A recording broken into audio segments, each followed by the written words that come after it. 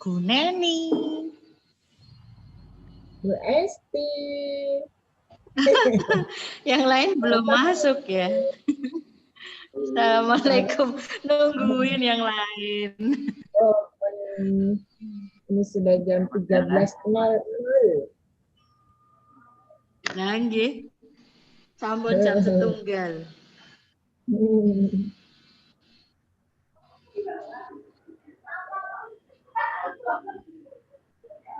Masih tertawa ke TV itu sebelah.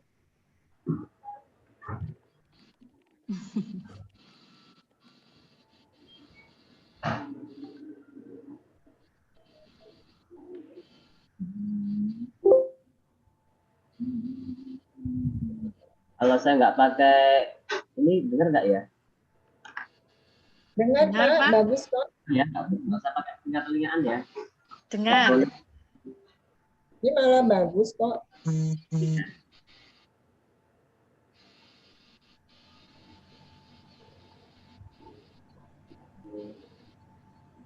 pada keluar masuk. Jaringannya jelek mungkin, Pak.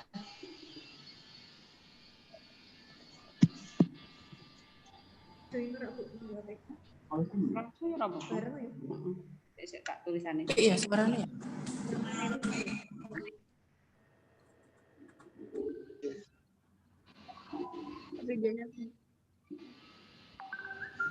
Betul, right? Zoom toh? Iya. Gimana ini Mbak Uni? Oh, di kelasnya Mr. Y. Gimana ini Mbak Uwi? Ah, Kokol. Mbak Uwi ada di kelas saya, Pak Adi. Iya. Baik, ya. Anak nakal. Itu kok walik-walik ya. Oh, pakai HP kalinya. Sedang koordinasi, Pak. Awas, Pak.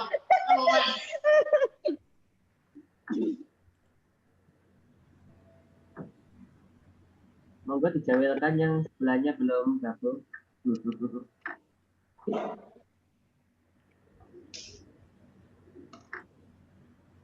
Ini Bu Mita.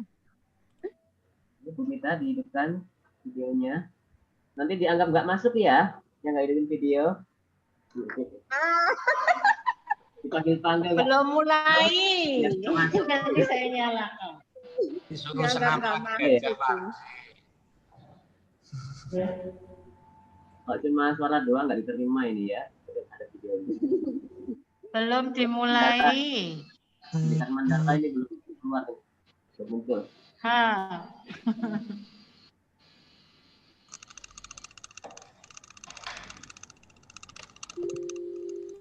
Ayo Pak, belajar on time.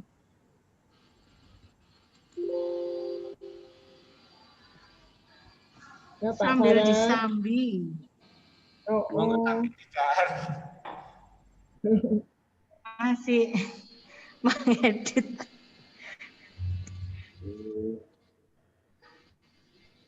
Disambi mengerjakan.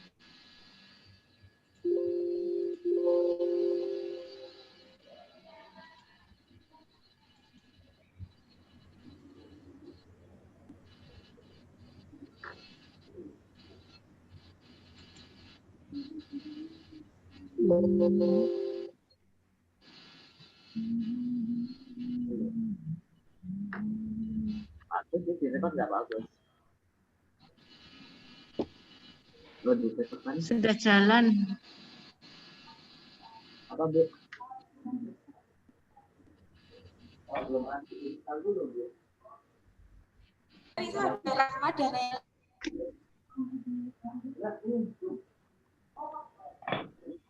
Zoom.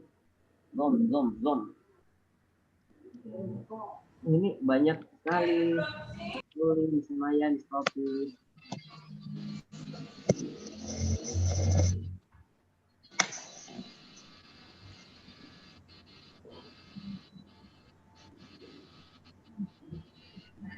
Saya agak asing ya dengan Bu Risa. Tempatnya di mana sih ini?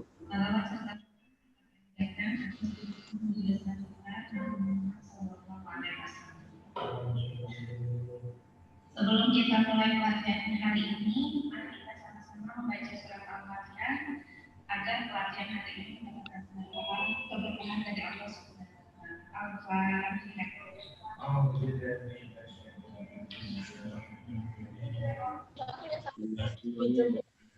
Pakai di kelas itu bisa.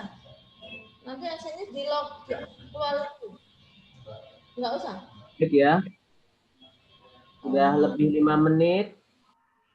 Berapapun anggota yang bergabung, kita mulai dahulu ya. Bismillahirrahmanirrahim.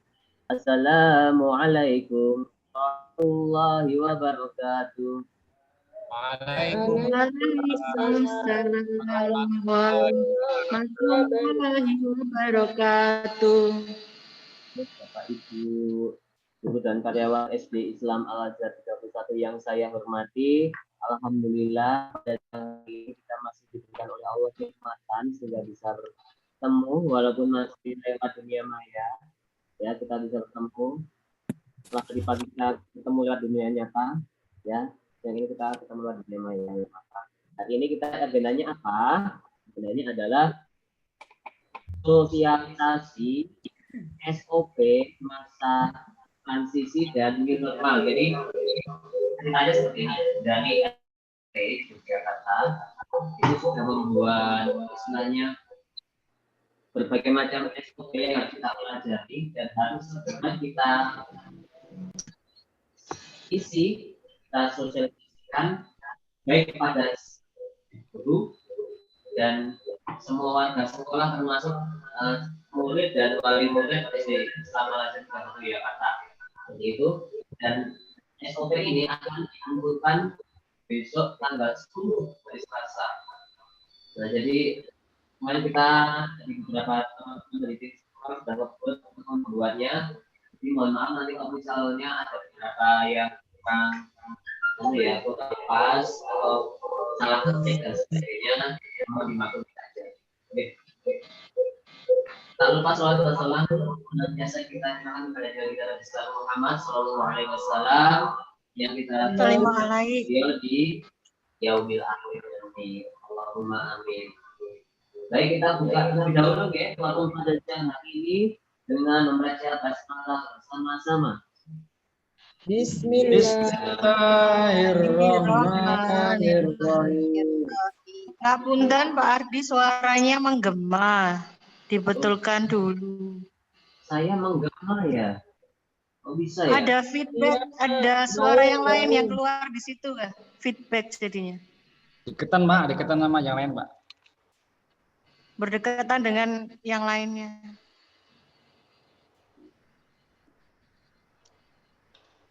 Coba ya, coba ya. Saya malah hilang. Terus saya malah hilang. Nah.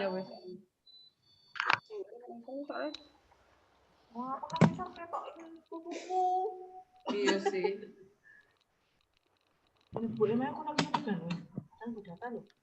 Oh tuh. Ketok. Artinya hilang.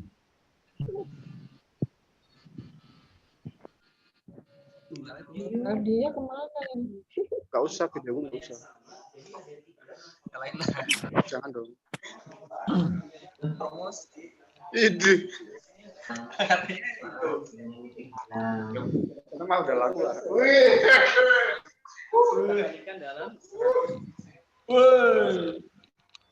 Iya, Siapa itu? Ampun Bang Jago. Mohon maaf. Iya, Pak. Ya. Gimana saya juga tahu caranya ini. Gitu. Nah, ini pakai Mbak.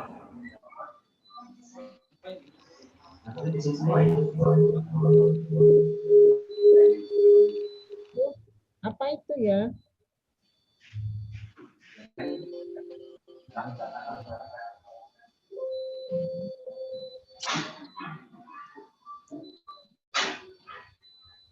Kalau dari layar tuh monitornya Bu Nurma tadi.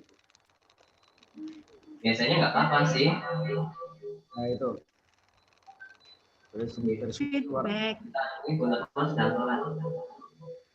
Di offin aja Pak punya Bu Nurma Pak. Ya, beliau sedang sholat, saya nggak bisa melewati dulu. Oh, gitu. Nanti Bu Nurma mendengarkan dari punya Pak Ardi. Baru sholat, Bu. Baru sholat. Belum ya? Belum datang. Atau Bu Normanya pindah ke TU, ada tuh di TU bisa, ada kamera. Beliau sedang sholat. Nurma baru sholat. Dia komputernya Bu Vidya tuh bisa, ada kameranya. Udah. Balik lagi ke atas. Cek. Halo, Mas. Di luar belum? Masih, Masih menggema nggak? oh masih. Masih ya? Ini padahal punya saya udah tak matiin ya. Masih nyala, Bu. Masih gaung. Kan punya saya itu mas udah tak matiin nih suaranya. Bingung ya. Apa saya nggak usah pakai? Biasa. Masih nggak?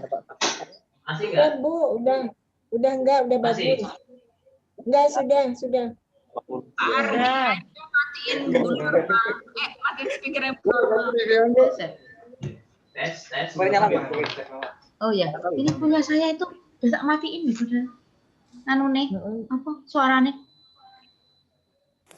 Oh iya. Masih nyala, Bu. Sama-sama pakai headset. Oke Pak.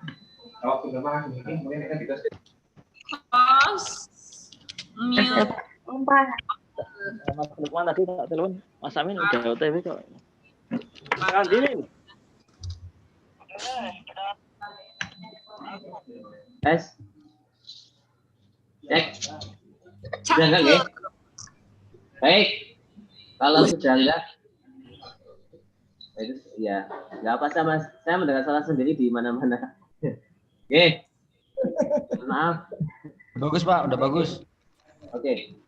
Untuk pertemuan hari ini kita akan bagi menjadi 4 sesi.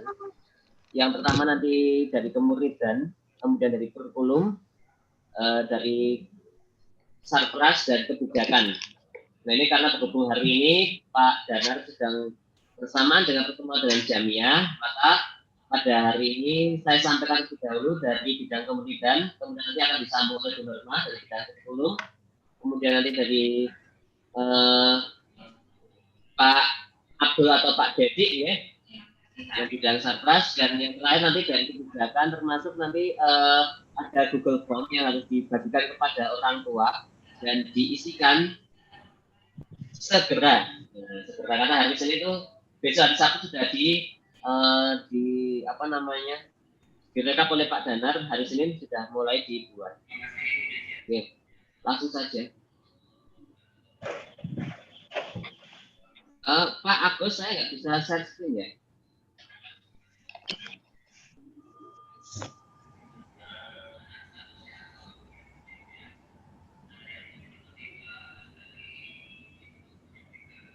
Yang tolong Pak Agus, saya mau share screen, bisa nggak ini?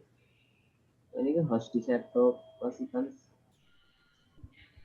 Pak Agus baru di kamar mandi, Pak. Oke, ini saya belum bisa share screen soalnya nih. Oke. Jadi yang nanti akan kami sampaikan yang pertama SOP tentang kedatangan. Ya, jadi SOP kedatangan baik itu murid maupun tamu, kemudian SOP berkaitan dengan KBM, ya selama KBM itu nanti seperti apa, ekstrakurikuler, kemudian pembagian kurir tiket selama masa transisi dan masa new normal, dan kartu panduan kesehatan murid. Bentar ya, ini belum bisa nge-share ya. Oke, kita nunggu Pak Agus dulu.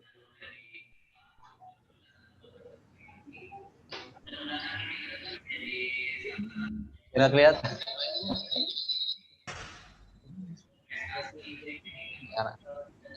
Kita masuk ya.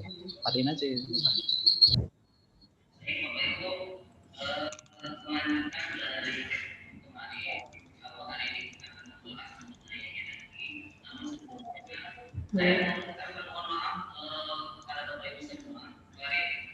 Pak, suaranya pelan, Pak. Suaranya hilang. Oh ya, gimana? Sudah kedengaran toh? Sudah. Suara saya? Sudah, Ya. sudah. Oke. Nah, ini yang pertama saya share dulu untuk pos kedatangan. Oh, ini kok kedatangan, kedatangan, ya, jadi kedatangan. Kenapa lama sekali? Oh, yang lainnya di mute dulu, biar tidak terlalu lucu suaranya.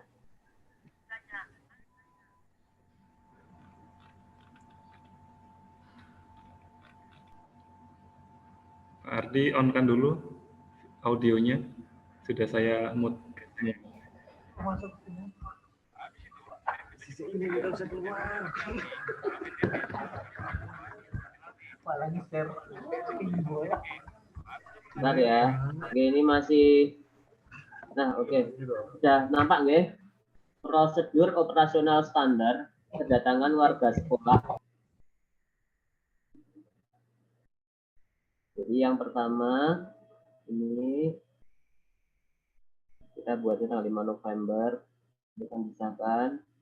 Dasar hukumnya Undang-Undang Nomor 20 Tahun 2003 tentang Sistem Pendidikan Nasional, SKB 3 KB 2020 tentang Fondasi Penyelenggaraan Pembelajaran pada tahun 2020-2021 dan tahun akademik 2020-2021 pada masa pandemi coronavirus COVID-19 ya. Dan program kerja SD Islam Negeri 31 Jakarta.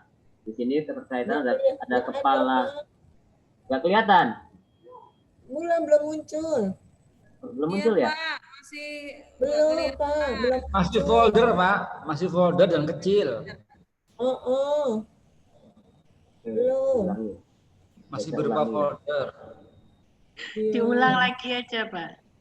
Share screen-nya diulang lagi. Bapak kita grogi. Ya, saya ulangi lagi.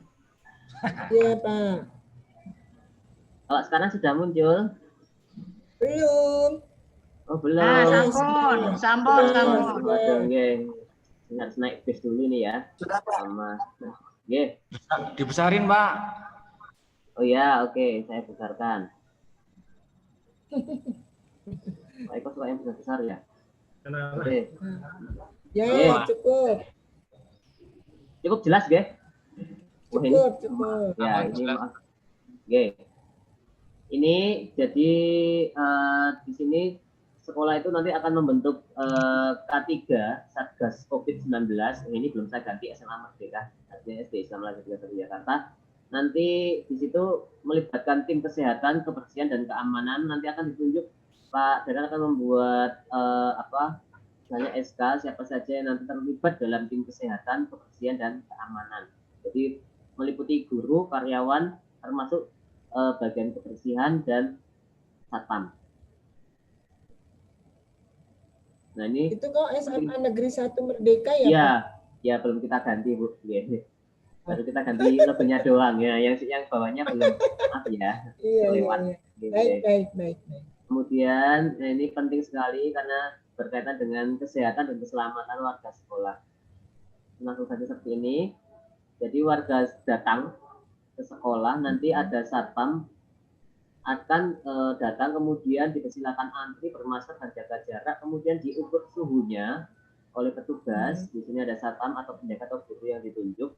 Kemudian dipersilakan untuk cuci tangan di tempat yang telah disediakan. Nah, setelah itu termasuk diperiksa secara visual.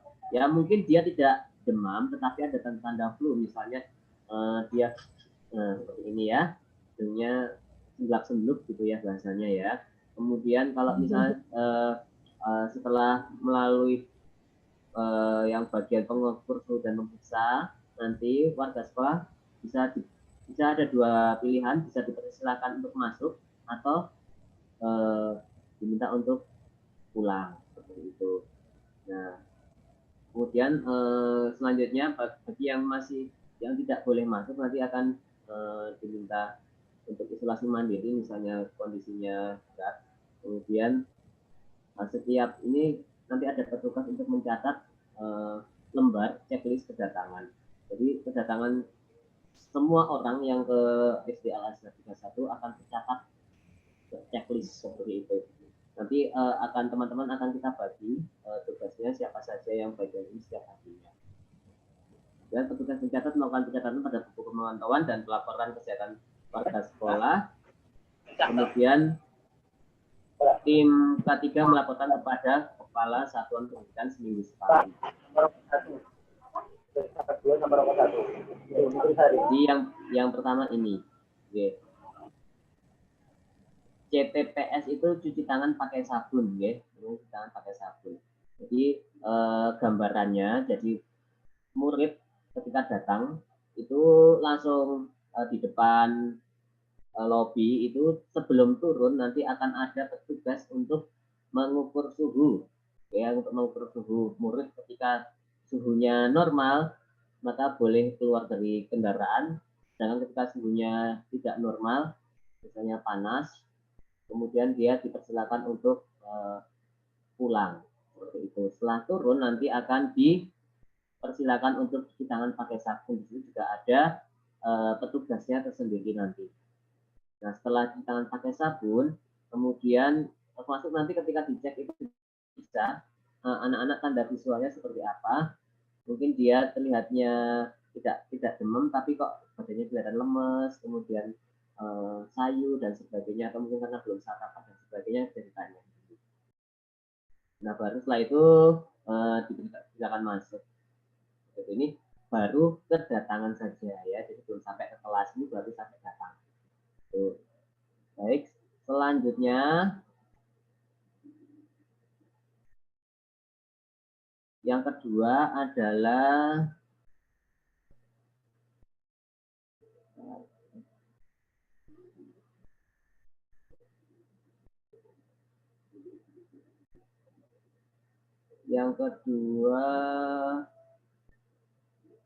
pos pengantar dan penjemputan.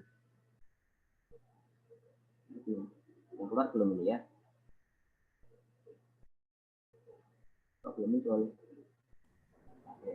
Pak Adi, share screen lagi Pak, pilih filenya.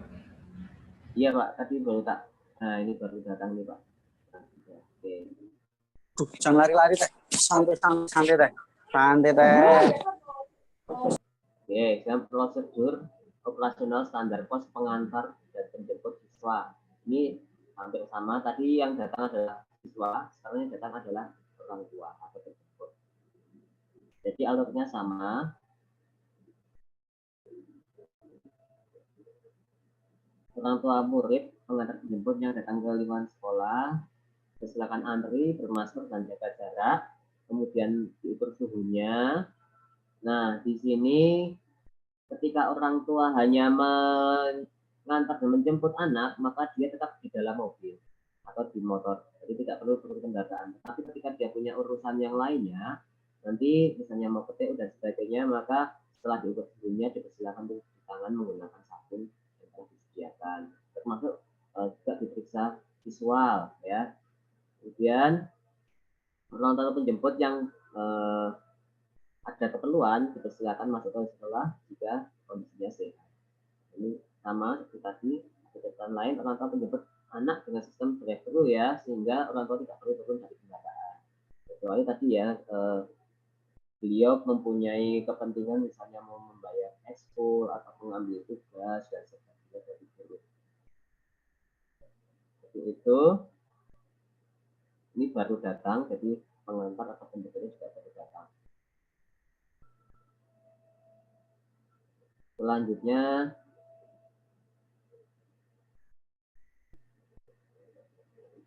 pos KBM tatap muka.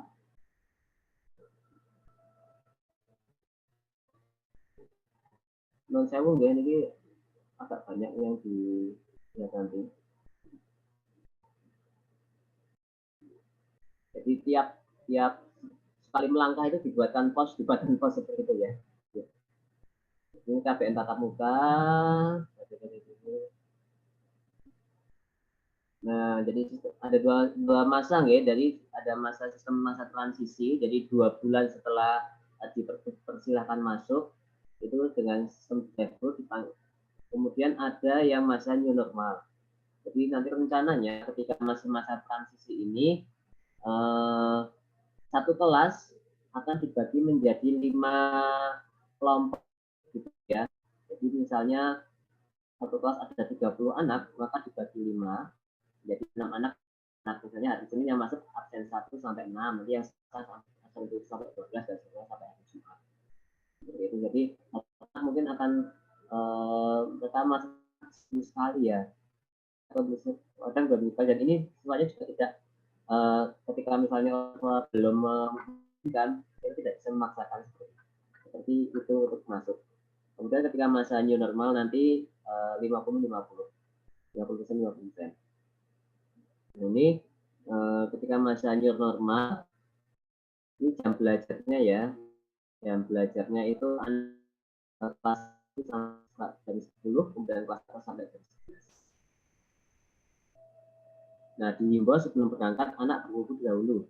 Jadi nanti ketika mereka harus sholat duha di sekolah, mereka tidak perlu antri kembali untuk berwudu. Kemudian anak kelas 1, 2, 3 masuknya jam 8, pulangnya jam 10. Dan anak kelas 4, 5, 6 masuk jam 7.30, pulangnya jam 11. Nah, ketika masuk dalam mobil, anak diobservasi terlebih dahulu. Kalau tidak lolos diminta pulang. Jadi tadi ya, seperti ketika awal mereka masuk di dalam jalan, dicek, kemudian dilihat visualnya. Kalau misalnya normal, dipersilakan untuk masuk ke sekolah, kemudian kalau kita tidak normal, diminta untuk pulang. Itu kan di lobi.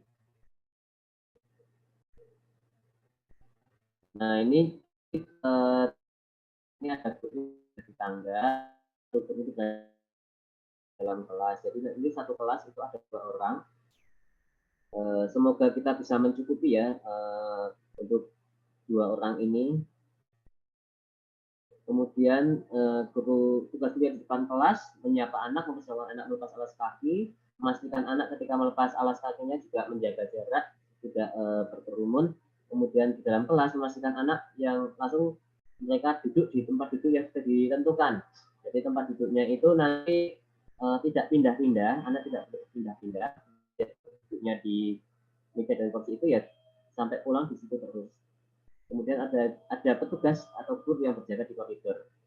Nah, snack time ini anak jadi tidak, karena nanti tidak ada waktu istirahat khusus, jadi ketika anak ingin makan atau minum, mereka tetap di tempat duduknya masing-masing dengan diberi ini ya, guru memberi waktu mungkin sekian detik atau sekian menit gitu ya, tidak berlama-lama.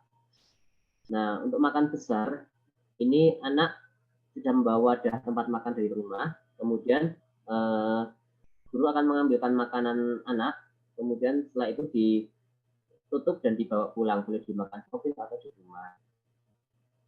Nah, nanti ketika anak pulang, mereka akan berada dibariskan di lobi. Nanti akan dari tim Sarpas akan membuat garis-garis seperti di bank itu ya, jadi ada penanda-penanda. Kemudian akan, nah di sini 16 anak dan 1 guru ya, jadi satu garis itu untuk 16 anak dan 1 guru. Kemudian, nah ini biar cepat ya, nanti jadi setiap wali murid nanti akan mendapatkan kartu identitas, nama identitas anak, kemudian dilaminating ya. Jadi untuk Cina warnanya kuning, Golden biru, Rus hijau, Fadlan dan Hauka warnanya ungu.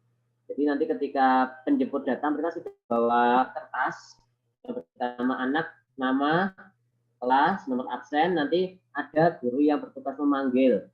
Ya, misalnya Ardian 4 Cina nomor 23. Nah, nanti Ardian akan turun ketemu dengan orang tuanya atau penjemputnya seperti itu. Jadi di situ nanti ada 2 orang yang di depan yang dia mengamati, kemudian dia juga memanggil anak.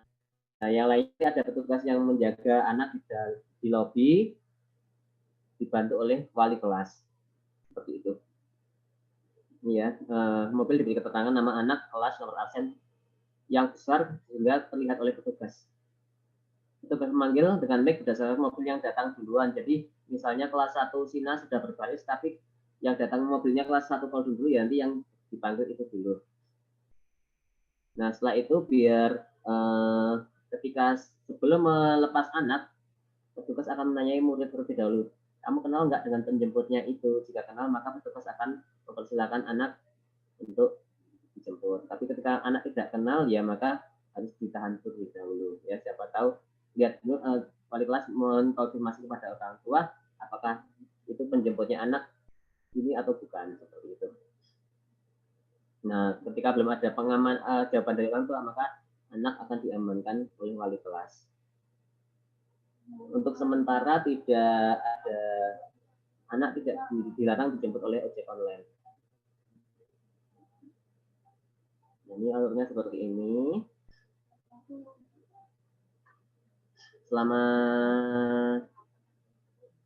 Jadi anak selalu menggunakan masker, kemudian jaga jarak,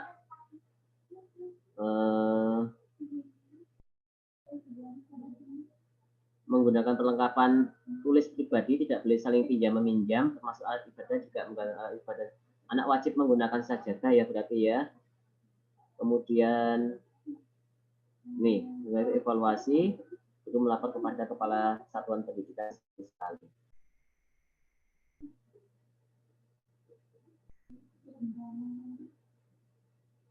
Pos kegiatan belajar mengajar tatap muka, semua siswa dipastikan telah melalui pos kedatangan dengan baik. Sebelum masuk, siswa menunggu sambil jaga jarak. Siswa masuk kelas dengan tetap jaga jarak dan antri sesuai tempat yang disediakan. Siswa menempati tempat duduk masing-masing yang telah disediakan. Selama KPM, anak tetap di tempat duduk sendiri-sendiri tanpa istirahat. Siswa wajib membawa peralatan sekolah sendiri-sendiri, tidak saling minjam. Siswa membawa bekal makanan dari rumah, tidak boleh jajan di kantin atau di luar. Jadi misalnya snack ya, kita bawa snack sendiri.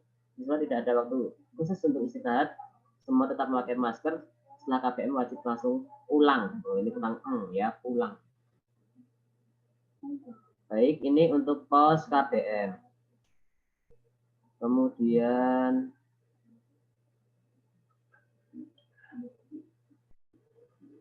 pos ekstrakurikuler. Pos ekstrakurikuler. Nah, ini pos ekskul.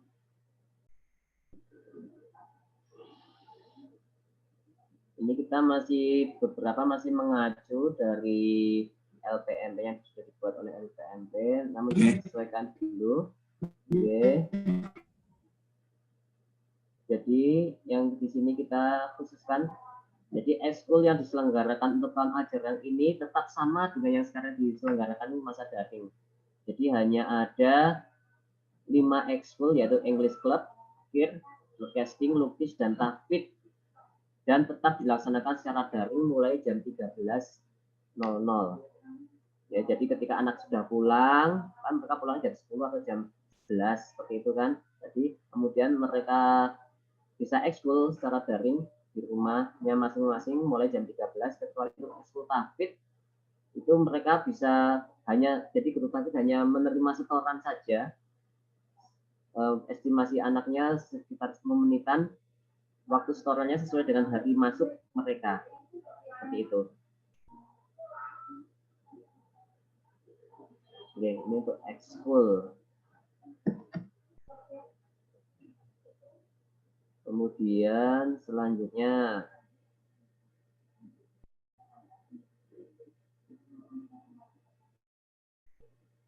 buku tamu dan pemetaan riwayat kontak yang ke sekolah.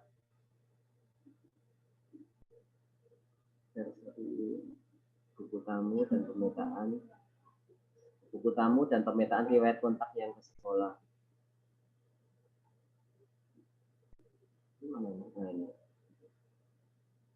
Jadi nanti jadi guru piket nanti setiap hari jadi mencatat ketika ada tamu selain murid ya. Kalau yang murid nanti akan dicatat oleh wali kelas.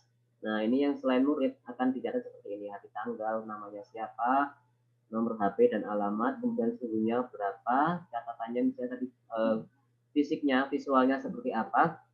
Nah, ini kontak terakhir sebelum datang ke Al-Azhar, ini cukup dicentang, misalnya dengan keluarga, atau non keluarga, dengan diberikan keterangan di mana dan dengan siapa. Misalnya dia habis dari pasar, ya jadi sebelum ke Al-Azhar dia mampir ke mall dulu, nanti ketemu siapa, seperti itu. Jadi memang terkontrol gitu. Keterangan yang lainnya nanti bisa ditambahkan. Ini termasuk keluarga guru dan karyawan, misalnya ya istri saya datang, kemudian ada keperluan apa, jadi termasuk itu juga dicatat, gitu ya.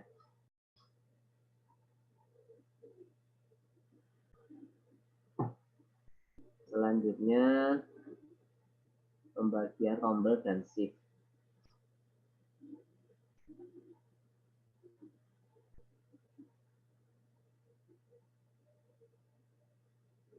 Nanti pembagian tugas ya. Jadi kita bagi waktunya per 30 dan 40 menit. Jam 7 sampai 30. Ini hari Senin. Bagian pengecek suhu dan melihat visual murid Bu Neni. Kemudian meminta murid cuci tangan pakai sabun. Pak Abdul menyambut murid.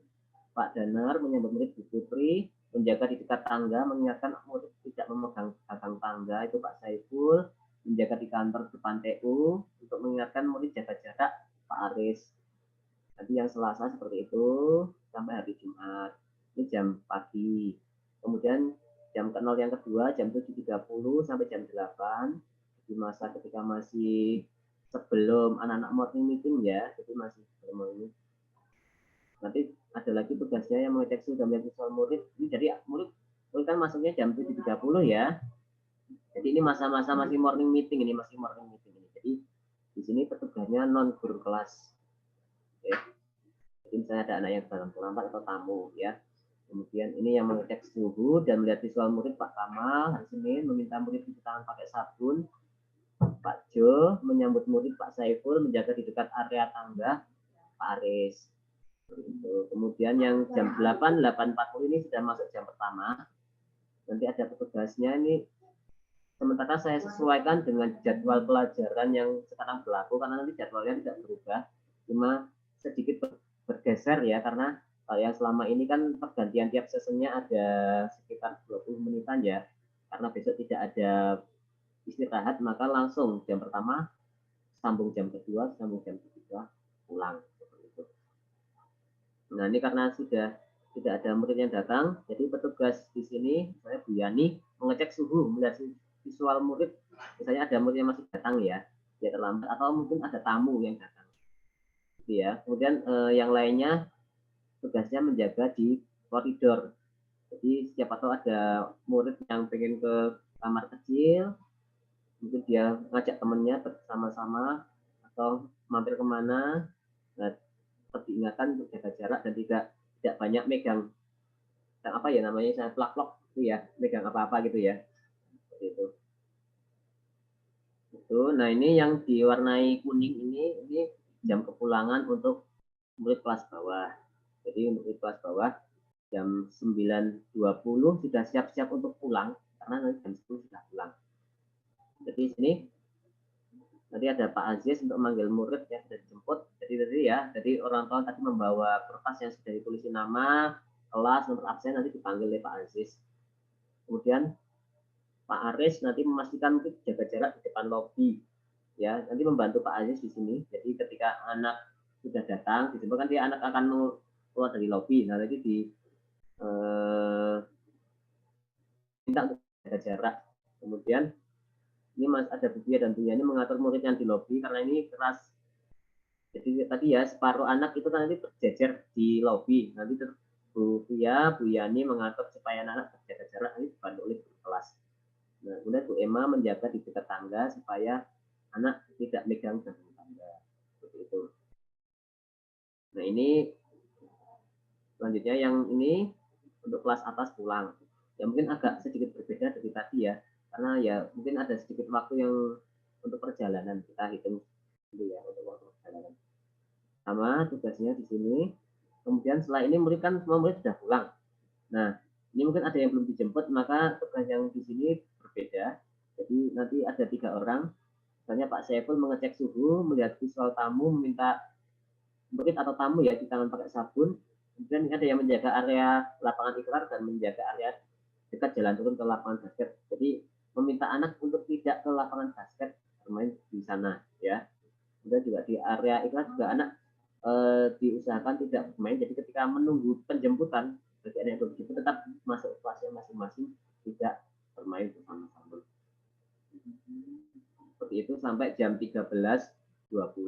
Harapannya jam 13.20 itu sudah steril dari murid, sudah semua, dan sudah tidak ada tamu lagi. Nanti kecuali ada tamu di luar ini, nanti tugas pengecekannya ada di TU. Nah ini nanti guru piket ini bertugas memantau, mencatat, melaporkan kejadian selama KPM berlangsung. Jadi selain melihat kondisi, nanti juga dicatat ya di buku catatan yang nanti akan disediakan.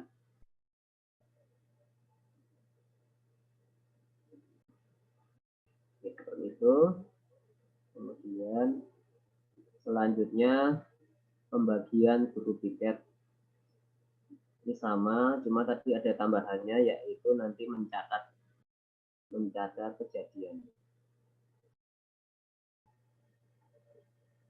Ini sama, ditambah ini catatan penting selama proses KPM. Nomor tadi tanggal, nama guru piket, kegiatan atau catatan kejadian penting. Alurnya guru kelas melapor kepada guru piket.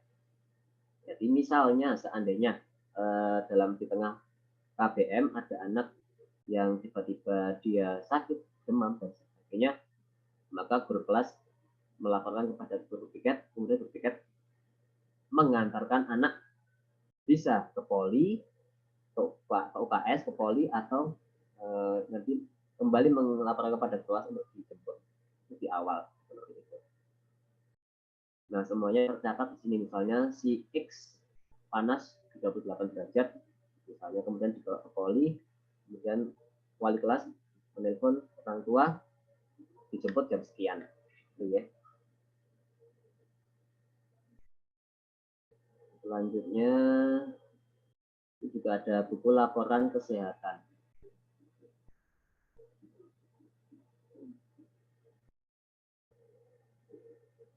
Buku laporan kesehatan warga sekolah. Jadi misalnya ada warga sekolah yang dia termasuk ya ini ya, masuk dalam misalnya positif harus isolasi mandiri, ada catatan warga sekolah. Jadi siapa saja, murid, orang tua, guru, keluarga guru dan sebagainya, nanti akan tercatat di sini. Jadi makanya nanti akan ada Google Form yang dibagikan kepada orang tua. Ada yang diisi sekali, ada yang diisi 2 minggu sekali, ada yang diisi seminggu sekali. Seperti itu. Ini nanti direkap di sini. Ini seperti apa. Next, salinan buku laporan kesehatan.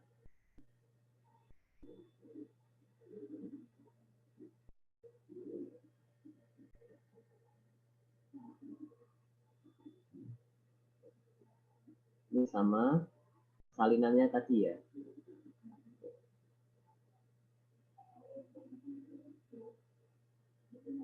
Kemudian yang salinan kartu kendali.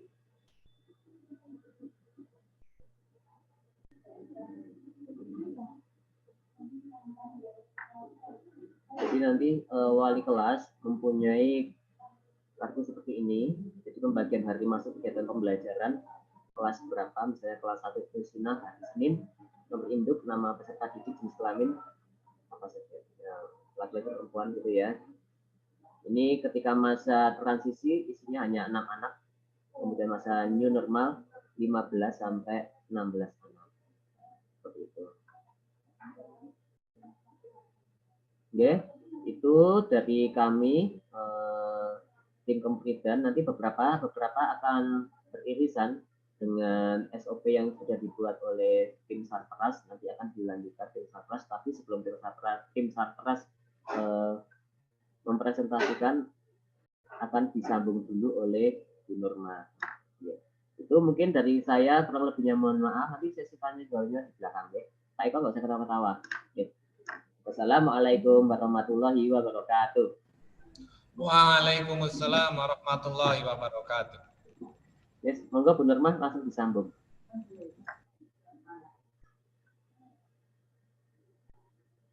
Pak Eko nggak usah ketawa, Pak.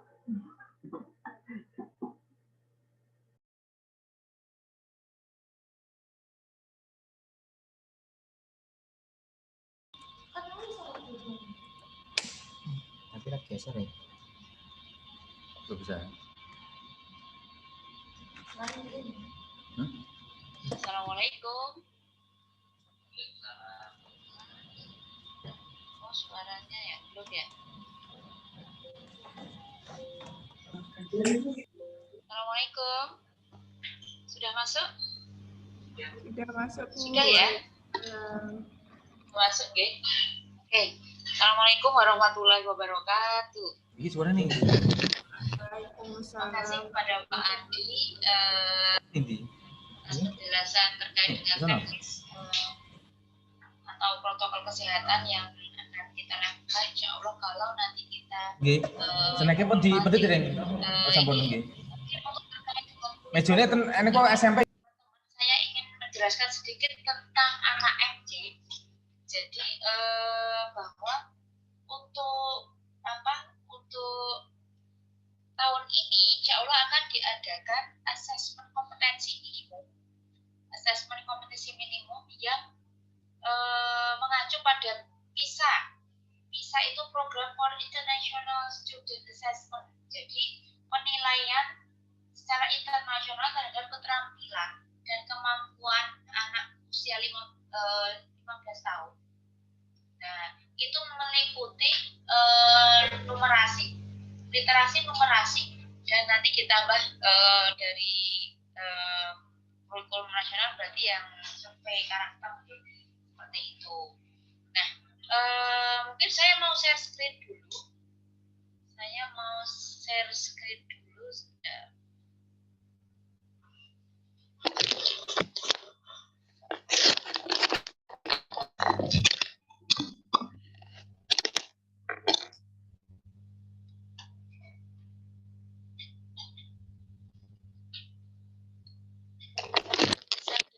Sudah bisa lihat screen saya? Oh, ya. Oke. Asesmen kompetensi minimum. Jadi karena tahun ini adalah tahun uji coba, mungkin teman-teman ada yang sudah paham, tapi ada juga yang mungkin belum. Nanti yang jelas saya cuma gambaran garis besar saja. Nanti teman-teman bisa cari di Google, cari di YouTube, insya Allah.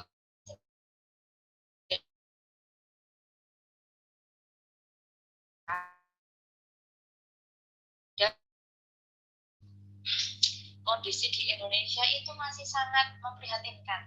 Jadi kita alhamdulillah ranking 10, tapi dari bawah itu dari tahun 2000 sampai sekarang seperti itu. Jadi rata-rata 10 terbawah terus. Jadi memang untuk literasi kita itu sangat sangat rendah ya. Daya minat untuk membaca dan sebagainya itu. Nah, mungkin sebelum ke AKM, mungkin saya mengingatkan sebentar bahwa untuk konsep Merdeka Belajar yang disampaikan oleh Pak Nadiem itu intinya adalah bahwa satu, SBN dikembalikan ke sekolah masing-masing. Nah, ini sebenarnya kalau keinginannya Pak Nadiem seperti itu. Jadi nanti sekolah itu sebenarnya bisa mengambil untuk syarat kelulusan itu bisa tertulis portofolio, proyek, karya tulis, dan sebagainya. Seperti itu. Cuman kan nanti biasanya kebijakan dari daerah itu sendiri yang akan berbeda. Jadi mungkin Jogja nanti akan ada USBD dan sebagainya. Kemudian UN dihapus, nah diganti dengan AKM. AKM ini dijadwalkan Agustus 2021, berarti tahun depan. Ya, tahun depan. Nah, kemudian uji cobanya mulai tahun ini. Di kalender pendidikan sudah ada. Kemudian untuk RPP diringkas. Nah, karena ini Merdeka Belajar, jadi mungkin kalau mengikuti ya dari Pak Nadiem memang cuma 1 lembar deh. Ada tujuan, kegiatan, dan asesmen saja. Cuman kalau teman-teman masih pakai yang biasanya, karena mungkin lebih terperinci dan lebih sistematis, saya persilahkan saja. Namanya juga Merdeka Belajar. Gitu. Yang penting teman-teman harus tahu apa yang jadi tujuan pembelajaran, apa yang harus dilakukan saat KBM atau pembelajaran, metodenya apa, medianya apa, kemudian evaluasinya seperti apa, teman-teman harus tahu. Tuh. Kemudian untuk berikutnya zonasi PBDB lebih fleksibel. Nah, ini minimal 50% zonasi, 15% afirmasi, dan 5% jalur pindah. Jadi ini lebih fleksibel daripada tahun-tahun sebelumnya, terutama 2 tahun sebelumnya yang membuat anak-anak dan orang tua menangis ya. Tuh. Nah, kita akan kembali ke AKM. Nah, ini ada perbedaan mendasar antara UN dan AKM. Nah, ini yang pertama adalah kalau untuk UN dilaksanakan di akhir tahun, yaitu untuk kelas 6, 9, dan 12. Nah, sementara AKM, asesmen kompetensi minimum, kita laksanakan di tengah jenjang.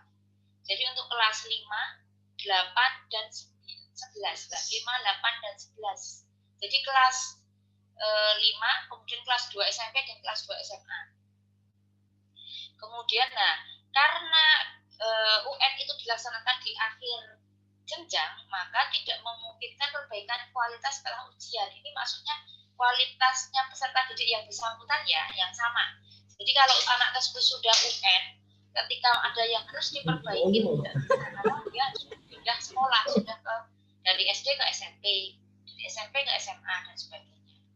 Nah, sementara kalau AKM itu masih memungkinkan untuk dilakukan perbaikan kualitas siswa, masih sangat bisa karena dilaksanakan di tengah jenjang. Itu. Kemudian berikutnya adalah perbedaannya adalah kalau UN itu terdiri dari beberapa mapel, ada matematika, bahasa Indonesia, IPA, agama, dan sebagainya. Semakin jenjangnya semakin tinggi, mapelnya semakin banyak. Itu. Kemudian kalau AKM ini hanya terdiri dari 2 kompetensi, yaitu literasi, numerasi, dan ditambah survei karakter.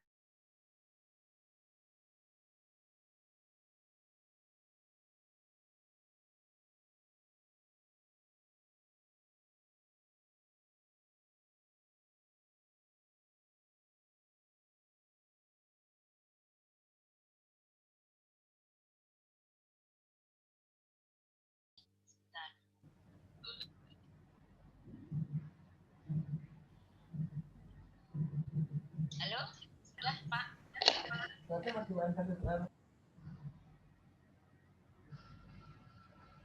Cek suara lagi Bu Nurma, monggo Bu Nurma.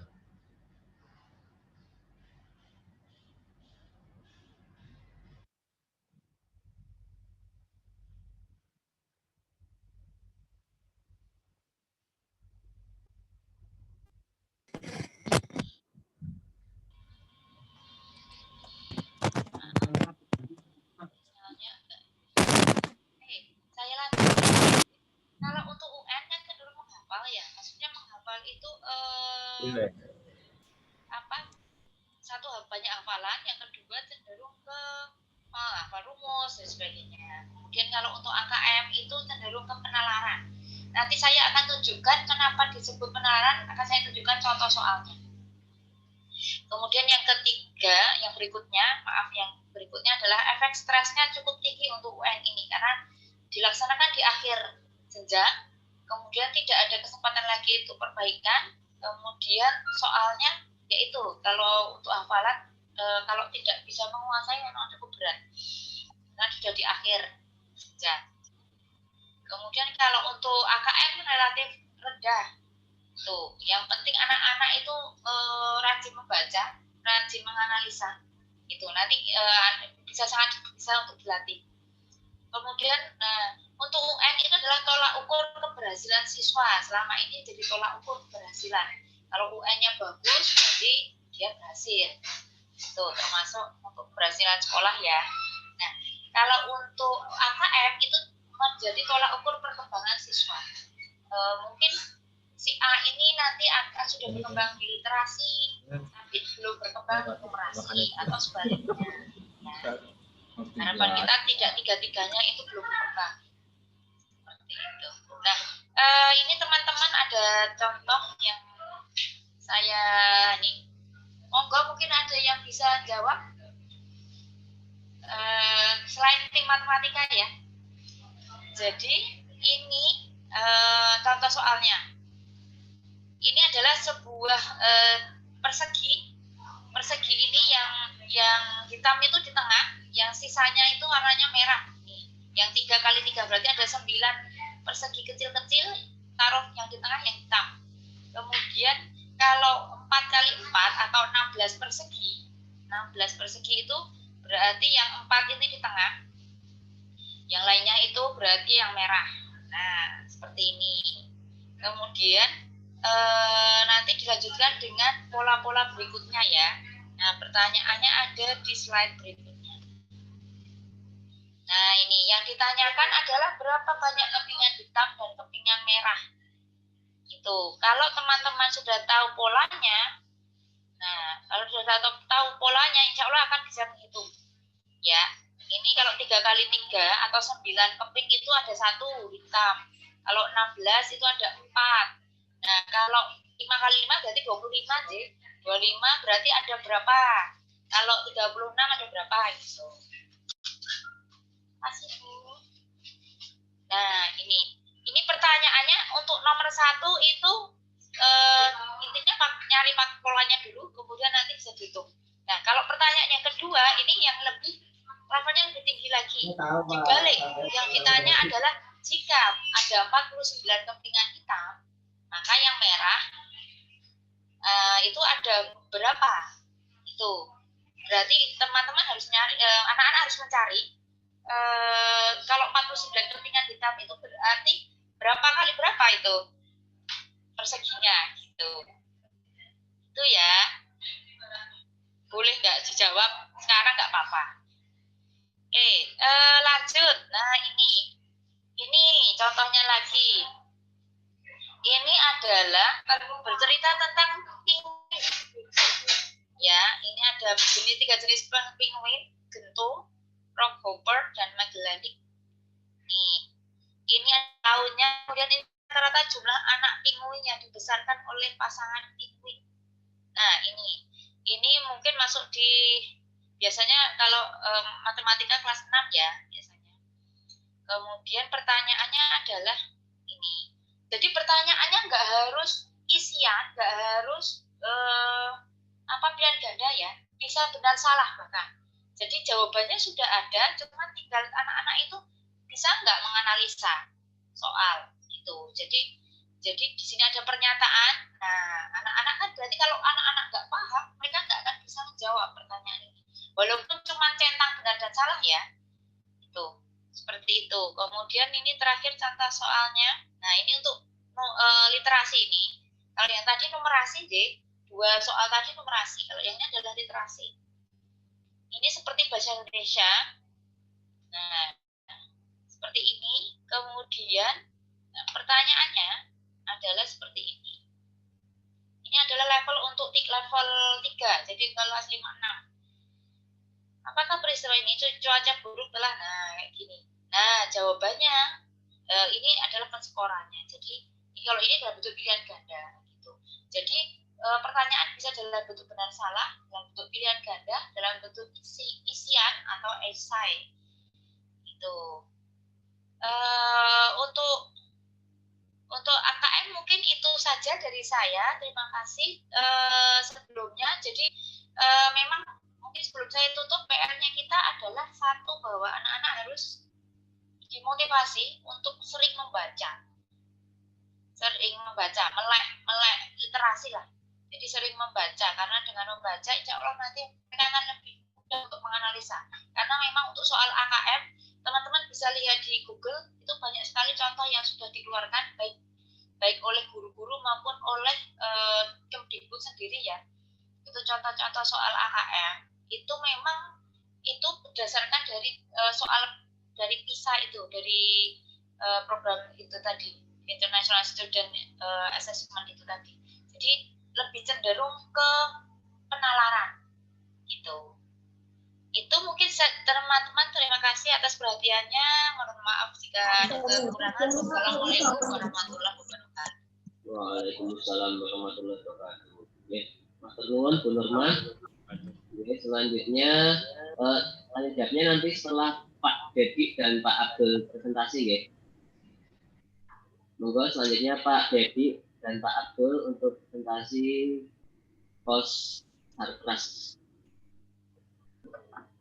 Ini juga sangat banyak ini. Bu Endah jangan makan sendiri.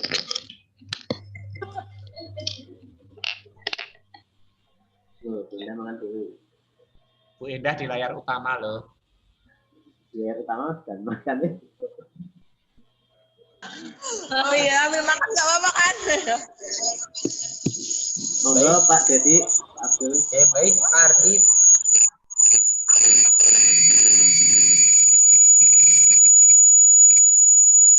Cek dulu. Cek. Yes.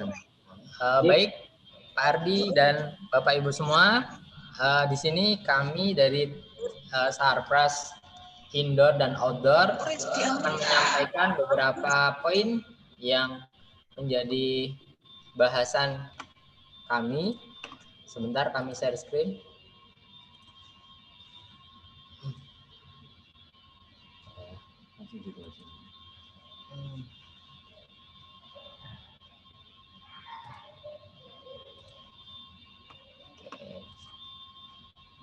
Aduh. Kok saya sebentar.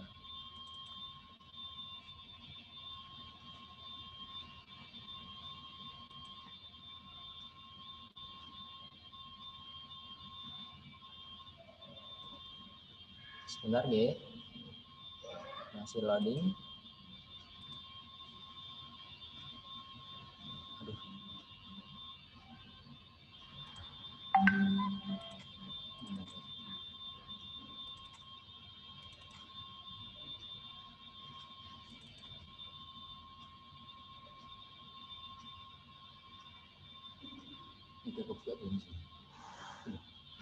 Sampun terlihat dari Ibu nggih, Bapak Ibu.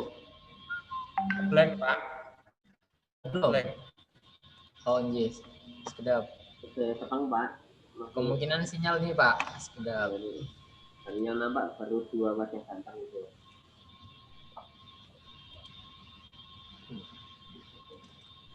Sampun? Sampun. Alhamdulillah. Alhamdulillah. Baik, bismillah.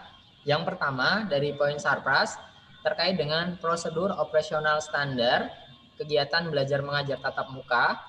Tadi sebenarnya sudah disampaikan jelas oleh Pak Ardi. Hanya di sini kita menekankan pada ATK atau alat-alat yang ada yang diperlukan dalam kegiatan masa transisi. Karena sebelum masa new normal kita mau buat SOP kegiatan masa transisi.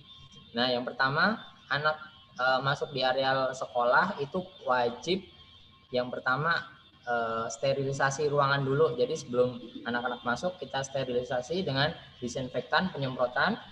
Kemudian yang kedua kita akan mengadakan ya alat. Mohon maaf Pak Dedi masih itu belum muncul. Yeah. Oh belum muncul Pak? Masih di folder. Baru folder. Oh maaf. Abdul jangan tidur. Abdul ini udah ngimpi ya mau. Sampun? Bentar masih. Sudah. Sudah. Oke, sudah. Oke, saya ulang ya. Nah, untuk kegiatan SOP kegiatan belajar mengajar tatap muka itu SOP-nya jadi anak-anak masuk udah dalam lingkungan harus bersih. Kemudian ada Satgas COVID di situ nanti memeriksa suhu. Kemudian nanti di area suaranya Pak. Udah suaranya jangan Pak. Oh iya. Apakah terdengar jelas? Sudah. Nah, alat yang kita perlukan di sini dari Sarpras adalah alat semprot. Kemudian di situ nanti kita siapkan disinfektan. Kemudian ada alat kebersihan. Di depan lantai 1 rencananya kita akan berikan tandon, di mana di situ nanti ada tim yang dikomandoi oleh Bu Maria sebagai tim pembuat disinfektan. Nah, kemudian ada tim tugasnya yang pertama ada Pak Abdul sebagai tim kebersihan, kemudian nanti Bu Maria itu sebagai tim kesehatan, kemudian nanti Pak Ilham sebagai tim keamanan. Jadi Bapak Ibu bertiga tadi bertugas sebagai penyambung lidah, bukan sebagai pelaksana. Jadi nanti kalau misalkan Pak keamanan, berarti nanti Pak Ilham memonitoring kegiatan dari Pak Satam, seperti itu. Kemudian Bu Maria nanti juga ada timnya di situ, mengomando terkait dengan pembuatan disinfektan dan sebagainya. Kemudian dari Pak Abdul juga bertugas sama menyambung lidah dengan tim CS kepada tim yayasan. Keperluan apa yang dibutuhkan dalam waktu masa transisi. Jadi pertama, semua guru dipastikan memenuhi standar kebersihan yang baik ruangannya. Besok minta kerjasamanya Bapak Ibu untuk selalu membuat mengisi checklist. Kita akan berbagikan checklist setiap harinya biar Bapak tim CS juga akan mengevaluasi. Kemudian yang kedua, 1 minggu sebelum pembelajaran tatap muka, sekolah wajib disterilisasi dengan semprot disinfektan. Kemudian yang ketiga, setiap selesai pembelajaran, semua ruangan harus dibersihkan dan disemprot dengan disinfektan oleh petugas. Semua peralatan selama KBM harus bersih. Tersedia tempat CTPS atau cuci tangan pakai sabun dan hand sanitizer dan pengering.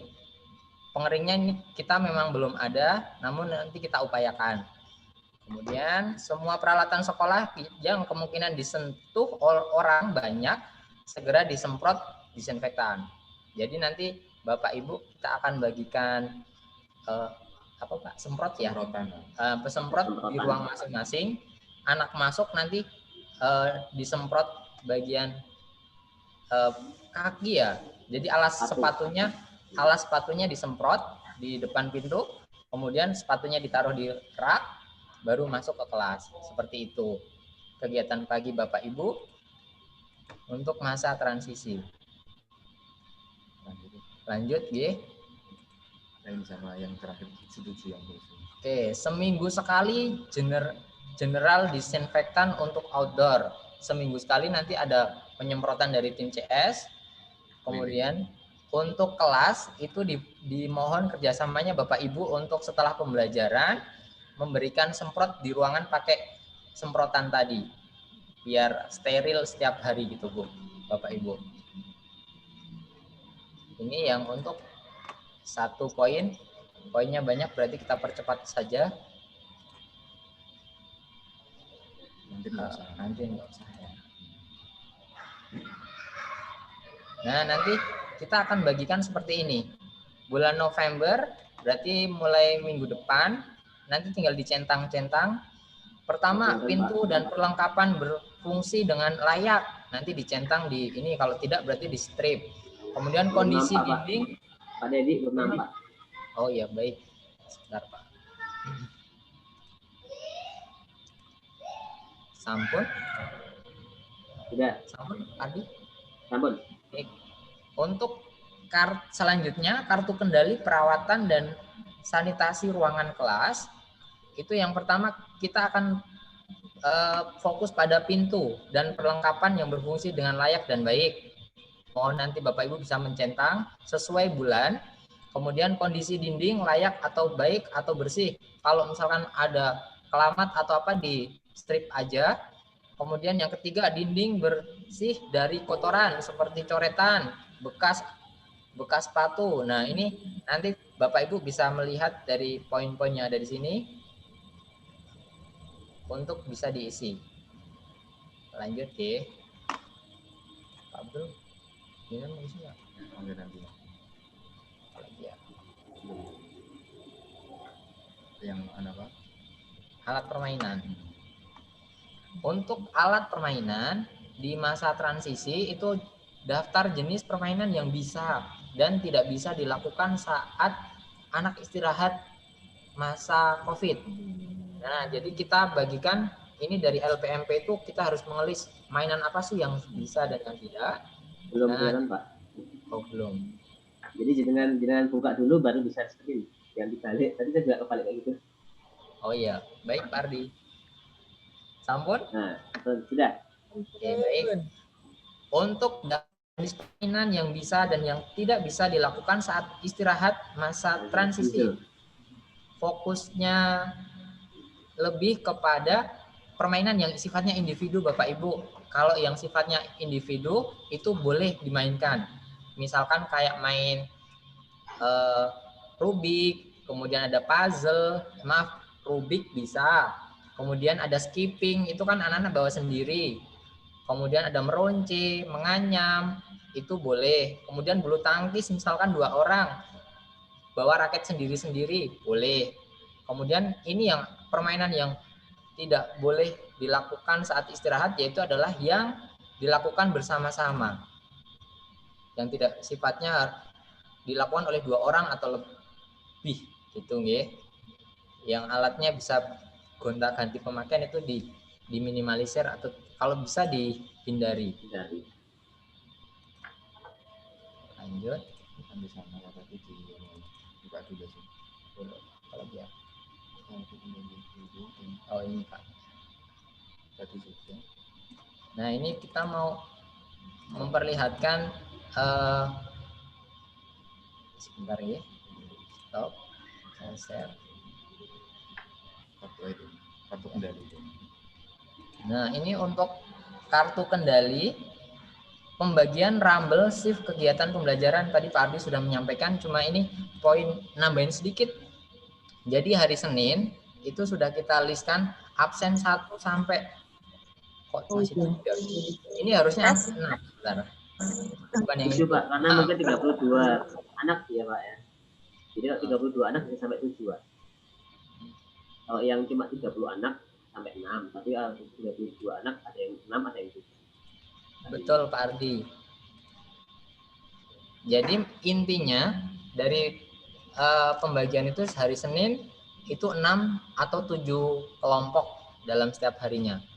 Jadi nanti Sina absen 1 sampai 7 berarti kelas Poldun juga 1 sampai 7 sampai kelas 6 seterusnya.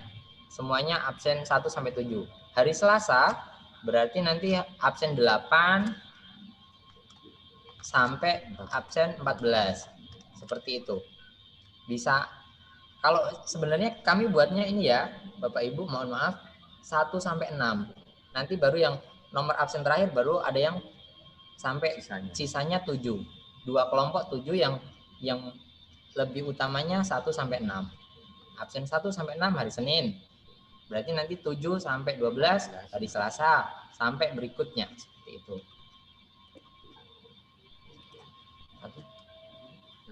Nanti buka dulu. Materi yang standar olahraga Pak. Dibuka dulu. Oke, baik. Ini berlanjut untuk prosedur operasional standar pelaksanaan olahraga. Ya, selanjutnya mohon maaf saya bergabung. Prosedur pelaksanaan olahraga di lingkungan sekolah. Kita akan selalu sterilisasi dari lingkungan sekolah, kelas maupun alat olahraga. Untuk peralatan atau perlengkapan, kita persiapkan ada termogan, kemudian sarana CTPS, itu sama dengan cuci tangan pakai sabun. Kemudian semua alat olahraga kita sterilisasi. Nanti minta tolong dengan tim olahraga untuk selalu memantau dan untuk selalu koordinasi dengan kami dan tim kebersihan ataupun tim kesehatan dari unitnya. Kemudian laptop dan juga flash disk ya. Untuk senam ya. Misalnya untuk Pak Aziz misalnya mau senam, kita laptopnya kita sterilisasi, flash disk juga kita sterilisasi. Jadi tidak pokoknya intinya kita semuanya penggunaan disinfektan. Kemudian untuk persiapan pos pelaksanaan olahraga di lingkungan sekolah, untuk persiapannya guru menyusun rancangan kegiatan pembelajaran, guru menyiapkan alat-alat olahraga yang digunakan atau tidak dipegang banyak siswa. Kemudian 30 menit sebelum pembelajaran dilakukan penyemprotan dengan disinfektan, misalnya raket, bola ataupun semua peralatan yang digunakan kita semprot terlebih dahulu. Ya siap ya Bu Neni ya. Terus kita lanjut. Jumlah siswa yang hadir maksimal 18 siswa. Siswa yang sedikit dihimbau untuk siswa yang sakit dihimbau untuk tidak hadir ya. Siswa yang datang langsung diukur suhunya dengan termogan. Yang suhunya di atas 37,5 disarankan untuk tidak mengikuti pembelajaran. Jadi ini benar-benar harus jeli, harus teliti yang pembagian atau yang bagian dari bagian yang kesehatan termogan itu harus jeli dan teliti. Kemudian siswa dan guru harus mengenakan masker. Yang tidak masker berarti dihimbau untuk membeli masker dulu atau untuk pulang ya. Dan siswa harus sarapan, minum dan mengonsumsi vitamin dari rumah. Nanti dari tim kesehatan akan selalu membagikan atau memantau kesehatan, nutrisi dan sebagainya. Kemudian siswa membawa bekal air minum, hand sanitizer atau tisu basah. Nah, ini tujuannya adalah untuk meminimalisir ya, untuk menjaga kesehatan masing-masing siswa. Kemudian siswa dilarang berbagi bekal, makan dan minum dengan temannya. Nah, tidak boleh. Berikutnya, sekolah menyediakan tempat cuci tangan dengan sabun dan air mengalir. Sepertinya cukup ya, semoga cukup dari lobi sampai ke area ke kelas, insya Allah cukup. Yang lantai 1 kita maksimalkan banyak untuk titik-titiknya cuci tangan pakai sabun itu CPTS ya. Berikutnya pelaksanaan pembelajaran atau kegiatan diawali dengan berdoa. Pembelajaran dilaksanakan di tempat terbuka. Ini mohon digarisbawahi, pembelajaran untuk olahraga dilaksanakan di tempat terbuka. Kemudian jarak antara peserta didik minimal 1,5 meter. Berikutnya, jika dilaksanakan di dalam ruangan maka dilarang menyalakan AC dan seluruh pintu dan jendela harus dibuka. Supaya apa? Supaya sirkulasi udara steril, supaya udaranya juga sehat. Berikutnya, menggunakan alat olahraga yang tidak dipegang oleh banyak orang. Kalau misalnya pas raket, berarti raketnya tidak boleh dipindah tangankan atau tidak boleh dipinjamkan. Setiap 60 menit pembelajaran diselingi dengan cuci tangan atau hand sanitizer. Siswa yang haus diizinkan untuk minum. Dan terakhir berdoa setelah selesai kegiatan. Itu untuk olahraga. Berikutnya masih mungkin ada beberapa slide lagi. Kita tunggu sebentar. Kantin, Pak. Oh, kantin? Ya. Saat di stop. Ya.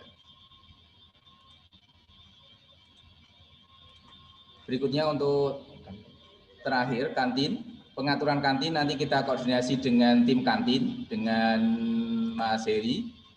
Untuk kantin kita menghimbau dan nanti akan memberikan selebaran. Ya, jadi di dalam kantin ataupun di luar kantin harus memperhatikan kesehatan. Yang pertama, area kantin wajib dibersihkan dengan disinfektan dan peralatan dibersihkan dengan air panas. Ya. Berikutnya, petugas layanan kantin selalu mencuci tangan dengan sabun air dan air mengalir selama 20 detik. Di ucek-ucek ini dengan air mengalir selama 20 detik ya. Berikutnya, petugas layanan kantin menggunakan masker, sarung tangan, selemek, penutup kepala dan alas kaki tertutup. Seperti pas yang Mr. Poki ya. Disediakan alat cuci tangan dengan air yang mengalir, sabun cuci dan tisu di depan kantin. Ya.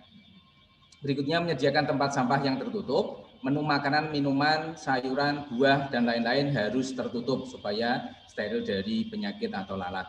Selalu menjaga jarak di antara petugas layanan maupun pembeli kantin. Berikutnya, tidak menggunakan alat makan bergantian atau sementara tidak makan di tempat. Jadi ketika Pak Eko mau ke kantin, beli somai langsung dibawa ke kelas, dimakan di kelas, dibagi-bagi. Oh, tidak boleh dibagi-bagi Pak Eko. Ya. Jadi langsung dimakan, membeli langsung dibawa ke kelas. Berikutnya, mencatat penyetor makanan beserta makanan yang distorkan. Nanti kita koordinasi dengan tim catering. Oke, itu yang poin dari catering. Sudah, itu saja dari tim Sarpra. Semoga agenda kita bisa berjalan dengan baik dan selama transisi dan anak-anak juga nyaman, sehat semuanya di area kita. Begitu juga dengan kita semua Bapak Ibu. Oke. Terima kasih. Mohon maaf atas segala kekurangan. Kami dari tim Sarpra yang ganteng selalu 2. Oke. Ya, mohon koordinasi dengan tim semuanya untuk kebersihan, kesehatan dan kemajuan kita semua. Itu saja dari kita. Bila taufiq hidayah. Wassalamualaikum warahmatullahi wabarakatuh. Waalaikumsalam warahmatullahi wabarakatuh. Matur nuwun Pak Dedi dan Pak Abdul atas presentasi dari tim Sarpra. Nanti juga saya sebelum di dokumen saya juga nanti namanya diganti ya Pak. Tadi juga saya masih ada SMA Mardika SD Kemplak. Nah itu ya ada diganti juga. Oke, baik Pak. Ini kita sambung dulu ya. Sepertinya Pak Danar sudah hadir ya. Pak Danar. Sudah Pak, sudah hadir Pak, sudah datang. Pak Danar dulu, nanti baru setelah itu ketika ada saran masukannya di akhir, kecuali nanti untuk yang Google Form, karena kita mepet waktunya, tidak ada untuk saran, langsung saja tidak tahu bantuan kepada wali kelas untuk share ke orang tua murid. Monggo Pak Danar. Saya belum bisa Pak, karena belum jadikan co-host. Oh iya Pak Agus. Ya Pak, Danar jadikan co-host Pak. Oke Pak, siap.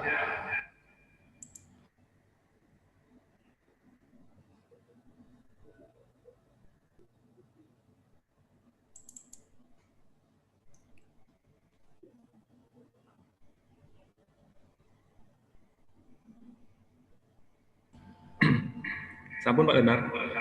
Oh siap, maturun Pak Agus. Untuk yang Google Form nanti saya tampilkan sekaligus mengisi aja ya Pak Agus ya. Iya, nanti kalau sudah terisi, kalau mau balik lagi lewat Pak Agus.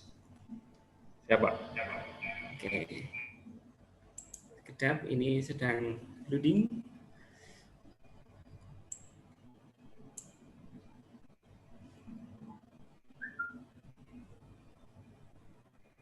Mohon ditunggu sebentar, Bapak Ibu. Hari ini bersamaan dengan pembinaan Jamiah. Jadi tadi habis dari aula saya belum selesai di sana, saya tinggal dan alhamdulillah pas banget. Kedap. Ini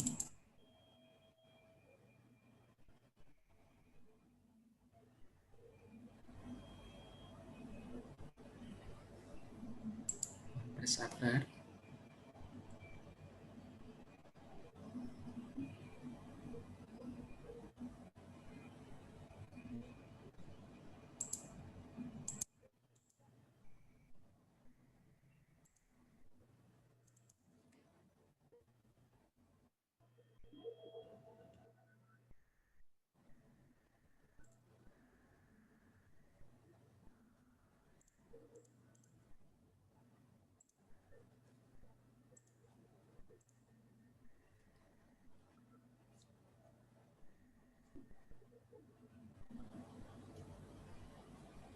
Baik, bismillah. Assalamualaikum warahmatullahi wabarakatuh. Alhamdulillah wassalatu wassalamu ala Rasulillah wa ala alihi washabihi wa man wala ma ba'd.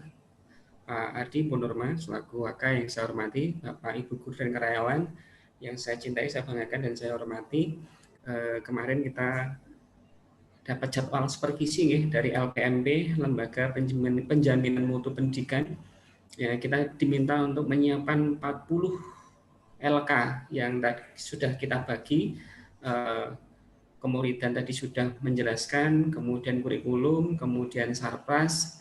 Nah ini tentang kebijakan. Nah sebenarnya sudah pernah saya sampaikan di grup, namun tetap perintah dari LPMP harus disampaikan, entah itu melalui tatap muka ataupun melalui virtual.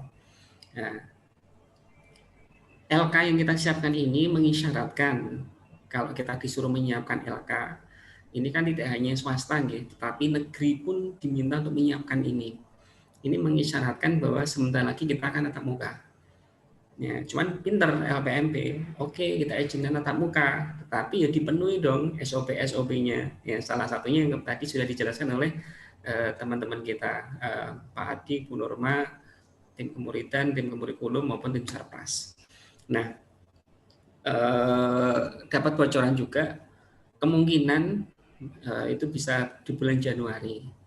Tadi sudah disampaikan mungkin bahwa kita melewati 2 fase transisi, itu seperempatnya dari jumlah siswa, berarti kurang lebih ada 6 atau 7 siswa, dan masa new normal itu setengahnya, 15 sampai 16. Oke. Baik, saya izin share screen. Mulai dari mana ini?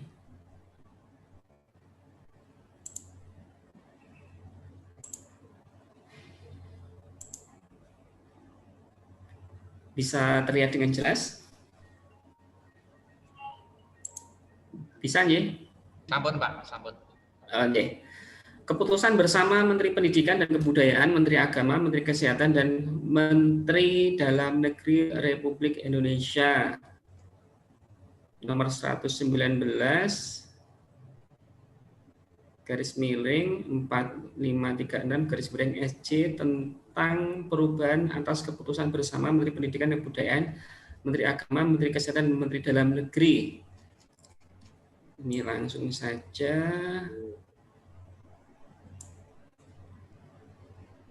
Oke. Nah, yang ini ya.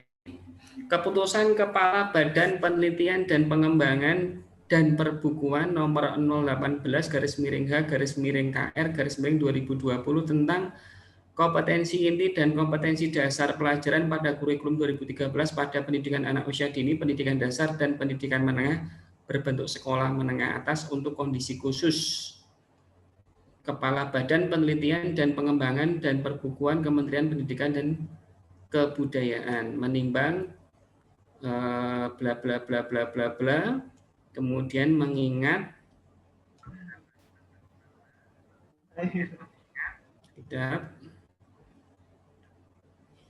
menetapkan keputusan Kepala Badan Penelitian dan Pengembangan dan Perbukuan tentang kompetensi inti dan kompetensi dasar pelajaran pada kurikulum 2013 pada pendidikan anak usia dini, pendidikan dasar, dan pendidikan menengah berbentuk sekolah menengah atas untuk kondisi khusus. Ke-1, menetapkan kompetensi inti dan kompetensi dasar pelajaran pada kurikulum 2013 pada pendidikan anak usia dini, pendidikan dasar, dan pendidikan menengah berbentuk sekolah menengah atas untuk kondisi khusus sebagaimana tercantum pada lampiran yang merupakan bagian tidak terpisahkan dari keputusan Kepala Badan ini. Kedua, keputusan Kepala Badan ini mulai berlaku pada tanggal ditetapkan 5 Agustus 2020. Jadi ada kurikulum kondisi khusus yang itu tidak mengharuskan tercapainya target kurikulum. Nah, dari penjelasan ini kan hanya sekilas ya. Dari penjelasan ini kita tidak boleh menuntut anak untuk menuntaskan kurikulum kelas 1 sampai kelas 5 kecuali kelas 6. Karena apa? Kelas 6 dikembalikan lagi ke kebijakan pemerintah provinsi setempat. Ya. Dari YPI Al-Azhar, kalau kita turunkan ya, dari Pendidikan dan Kebudayaan menjelaskan seperti ini. Kemudian kemarin saya tanyakan ke YPI Al-Azhar, bagaimana dengan kelas 6? Kalau seperti penjelasan dari YPI maupun Kemendikbud kan tidak UN, tidak ada ketuntasan belajar yang harus dicapai. YPI menyampaikan dikembalikan ke provinsi masing-masing. Nah, sehingga di kelas 6 ini mohon bersabar kepada Bapak Ibu guru kelas 6 untuk menyesuaikan dengan target Provinsi Daerah Istimewa Yogyakarta. Targetnya apa? Untuk kelas 6, targetnya adalah USBD. Nah, ini saya tekankan sekali lagi, untuk kelas 1 sampai kelas 5 itu tidak ada target, sehingga pintar-pintarnya kita Bapak Ibu membawakan materi, pintar-pintarnya kita Bapak Ibu dalam menanggapi orang tua, karena bisa jadi orang tua ada yang dia kritis dan mengetahui tentang undang-undang, ya, sehingga kita jangan sampai lupa bahwa kelas 1 sampai 5 tidak ada target. Nah, tapi kita sebagai sekolah swasta itu harus mempunyai daya beda. Ya, SD negeri misalnya itu sampai sehari ini kebanyakan ya drive-thru. Nah, sedangkan kita bisa online setiap hari. Nah, itu salah satu daya beda yang kita berikan kepada anak-anak. Sebenarnya masih ada satu lagi nih, saya tutup dulu. Oke. Sebentar. Nah.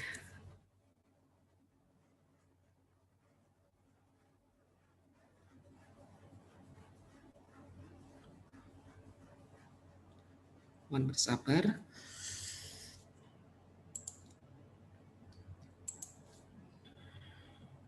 Ya. Baik. Hal salinan keputusan Menteri Pendidikan dan Kebudayaan nomor 719/P/2020 berkenaan dengan telah ditetapkannya keputusan Menteri Pendidikan dan Kebudayaan nomor 719/P/2020 tentang pedoman pelaksanaan kurikulum pada satuan pendidikan dalam kondisi khusus. Dengan hormat, bersama ini kami sampaikan salinan keputusan Menteri tersebut. Yeah. Nah, keputusan Menteri Pendidikan dan Kebudayaan Republik Indonesia nomor 719/P/2020 tentang pedoman pelaksanaan kurikulum pada satuan pendidikan dalam kondisi khusus. Artinya dalam kondisi pandemi. Menteri Pendidikan dan Kebudayaan Republik Indonesia menimbang bahwa implementasi kurikulum oleh satuan pendidikan harus memperhatikan ketercapaian kompetensi peserta didik pada satuan pendidikan dalam kondisi khusus. B. Bahwa satuan pendidikan dalam kondisi khusus sebagaimana dimaksud dalam huruf A dapat menggunakan kurikulum yang sesuai dengan kebutuhan pembelajaran peserta didik. C. Bahwa berdasarkan pertimbangan sebagaimana dimaksud dalam huruf A dan huruf B, perlu menetapkan keputusan Menteri Pendidikan dan Kebudayaan tentang pedoman pelaksanaan kurikulum pada satuan pendidikan dalam kondisi khusus. Mengingat bla bla bla bla bla bla bla, menetapkan keputusan Menteri Pendidikan dan Kebudayaan tentang pedoman pelaksanaan kurikulum pada satuan pendidikan dalam kondisi khusus. Ke-1, satuan pendidikan pada PAUD, pendidikan dasar dan pendidikan menengah yang berada pada daerah yang ditetapkan sebagai daerah dalam kondisi khusus oleh pemerintah pusat atau pemerintah daerah dapat melaksanakan kurikulum sesuai dengan kebutuhan pembelajaran bagi peserta didik. Kedua, pelaksanaan kurikulum sebagaimana dimaksud dalam diktum ke-1 tercantum dalam lampiran yang merupakan bagian tidak terpisahkan dari keputusan Menteri ini. Ketiga, dalam hal menetapkan kondisi khusus sebagaimana dimaksud dalam diktum ke-1 dicabut oleh pemerintah pusat atau pemerintah daerah, maka pelaksanaan kurikulum pada kondisi khusus tetap dilanjutkan sesuai dengan berakhirnya tahun ajaran. Keempat, ketentuan pemenuhan beban kerja minimal 24 jam tatap muka dalam 1 minggu dikecualikan bagi pendidik pada satuan pendidikan dalam kondisi khusus. Kelima, keputusan Menteri mulai berlaku pada tanggal ditetapkan yaitu 4 Agustus. Pedoman pelaksanaan kurikulum pada satuan pendidikan dalam kondisi khusus. Ini pengertian-pengertiannya. Assessment adalah proses sistematis dalam pengumpulan, pengolahan, dan penggunaan data aspek kognitif dan non-kognitif untuk meningkatkan kualitas belajar peserta didik. Assessment diagnostik adalah assessment yang dilakukan secara spesifik untuk mengidentifikasi kompetensi, kekuatan, kelemahan peserta didik, sehingga pembelajaran dapat dirancang sesuai dengan kompetensi dan kondisi peserta didik. Nah, Bapak Ibu, ini yang menjadi kajian yang sangat luas tentang asesmen diagnostik. Artinya, kalau kita mau menerapkan di kondisi khusus, sebenarnya kita petakan setiap anak, setiap peserta didik. Anak ini, A ini mempunyai HP, gawe, laptop atau tidak. Anak yang B, dia di rumah ditunggui oleh orang tuanya atau tidak. Anak yang C, dia bisa mengoperasikan gawe, laptop atau tidak. Anak yang D, apakah di rumah itu punya putra berapa ibunya, bisa menunggui atau tidak. Nah, kalau sudah kita petakan, kemudian assessment-nya itu secara spesifik untuk kondisi peserta didik, sehingga di assessment diagnostik ini sebenarnya ini sangat luas. Nah, saya titip kepada Bapak Ibu kelas 1 sampai kelas 5, dengan menerapkan assessment diagnostik ini jangan terlalu kaku untuk kelas 1 sampai kelas 5. Misal ada anak yang mengumpulkan tugas tetapi nggak pernah ikut Zoom. Ini masuk assessment diagnostik. Ada anak yang dia ikut Zoom, ikut virtual meeting tapi nggak pernah mengumpulkan tugas. Ini masuk assessment diagnostik. Nah, ini sehingga penilaian kita tidak kaku, gitu nggih. Ini karena kita di masa tadi kondisi apa ini kita sampaikan, jangan sampai pengetahuan tentang undang-undang ini lebih diketahui oleh orang tua daripada oleh pendidik, gitu nggih. Kecuali kelas 6, karena kelas 6 dikembalikan kepada pemerintah daerah, pemerintah Provinsi Daerah Istimewa Yogyakarta, yang di situ ada USBD, ujian sekolah berstandar daerah. Nah, ini dapat kabar kisi-kisinya masih sama dengan kisi-kisi tahun lalu. Nah, untuk kelas 1 sampai kelas 5, mohon assessment diagnostik ini Bapak Ibu pegang. Kalau Bapak Ibu tidak bisa memberikan assessment yang double, misalnya si A assessment-nya ini, si B assessment-nya ini, si C assessment-nya ini, itu kan sangat susah. Itu kita harus memetakan nih, ini si anak ditunggui orang tua enggak, si ini siap enggak, maka assessment-nya yang berbeda. Itu kan yang dituntut di assessment diagnostik. Tapi kita nggak mungkin sedetail itu. Cukup Bapak Ibu bisa memahami kondisi orang tua, jangan terlalu kaku. Kalau orang tua mulai stres, mulai bingung, mulai panik dengan kondisi yang mungkin saja di rumah dia punya putra banyak, dia punya kesibukan yang lain, Bapak Ibu mohon untuk bisa memberikan support, memberikan motivasi. Jangan kaku, harus dikumpulkan.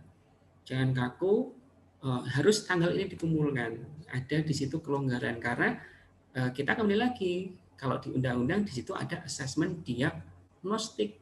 Setiap anak di diagnostik, artinya setiap anak berbeda, pengennya seperti itu. Gitu. Itu ya Bapak Ibu ya. Kemudian pendidikan anak usaha dini pengertiannya bla bla bla bla, pendidikan dasar oke, pendidikan menengah, peserta didik, kondisi khusus adalah suatu keadaan bencana yang ditetapkan oleh pemerintah pusat atau pemerintah daerah. Oke, berarti kondisi khusus ini bisa karena pandemi, bisa karena bencana alam lainnya. Oke, pemerintah daerah. Oke, tujuan pelaksanaan kurikulum pada kondisi khusus adalah pelaksanaan kurikulum pada kondisi khusus bertujuan untuk memberikan fleksibilitas bagi satuan pendidikan untuk menentukan kurikulum yang sesuai dengan kebutuhan pembelajaran tadi. Nah, di sini kata kuncinya fleksibilitas, gitu ya. Kurikulum pada kondisi khusus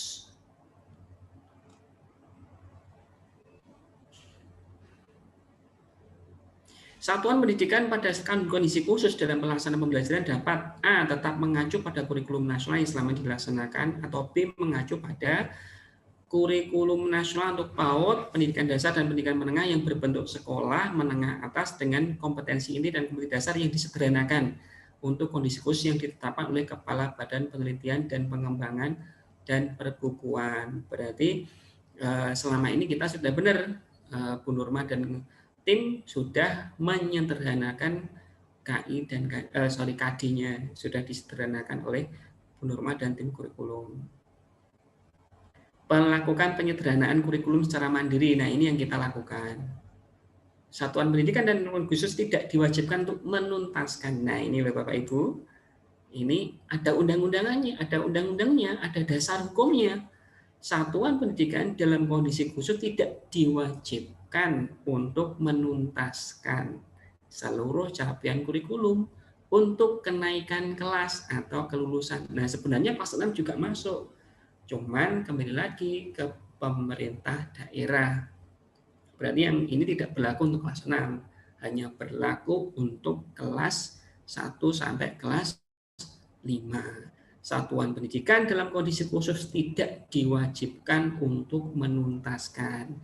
Saya mohon kepada Ibu Guru Wali Kelas, Bapak Ibu Guru Wali Kelas, dan Bapak Ibu Guru Bidang, dengan adanya undang-undang ini, Bapak Ibu bisa fleksibel dalam menanggapi keluhan orang tua. Jadi ada kelonggaran. Misalnya kelonggarannya kalau diberi waktu 3 minggu, kok belum mengumpulkan, diberi waktu lagi 1 minggu. Kok belum mengumpulkan, diberi waktu lagi 1 minggu. Kok belum mengumpulkan, yuk ditunggu sampai dia mau mengumpulkan. Ya, karena di situ tidak diwajibkan untuk menuntaskan seluruh capaian kurikulum.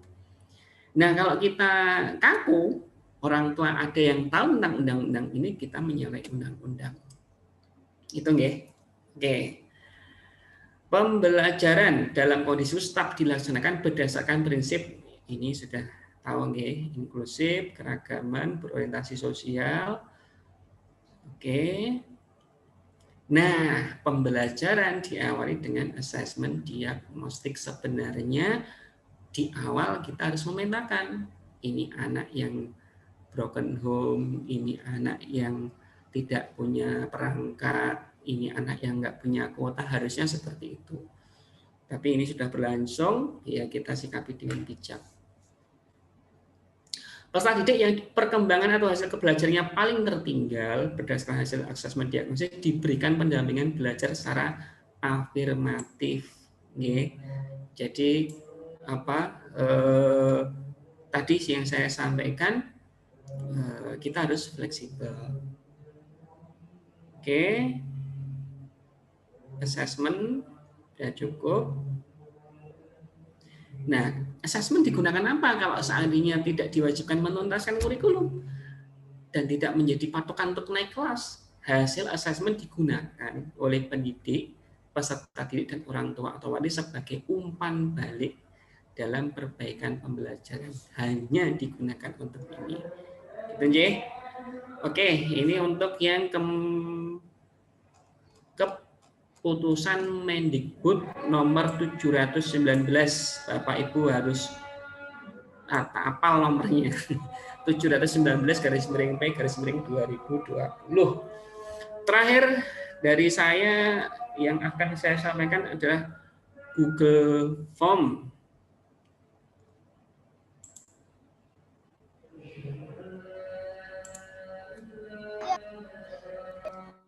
Google Form. Google Form-nya mana? Oke. Terlihat nggak Pak Ardi? Terlihat nggak Bapak Ibu? Terlihat. Baik. Formulir pemetaan kondisi warga sekolah di SD Islam Al-Azhar 31 Yogyakarta. Ini kita sampaikan ke orang tua hari ini dan paling lambat hari Sabtu sudah bisa terkumpulkan. Hari Senin kita berikan ke LPMP.